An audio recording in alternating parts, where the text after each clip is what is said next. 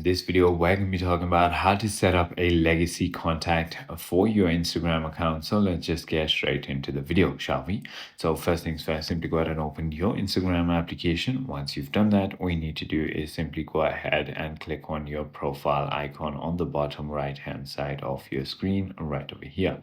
Once you've done that, tap on the top right triple lines menu icon in the top right. And once you've done that, simply go ahead and tap on settings and privacy. And once you're in your settings and privacy, head to account center, just like that. And then click on personal details right over here, and then click on account ownership and control and tap on memorialization right over here on top. And then you can simply go ahead and select someone from your contact to be your legacy contact. I hope this video clarifies everything for you. If you have further more queries, feel free to comment down below, and I'll see you on the next one.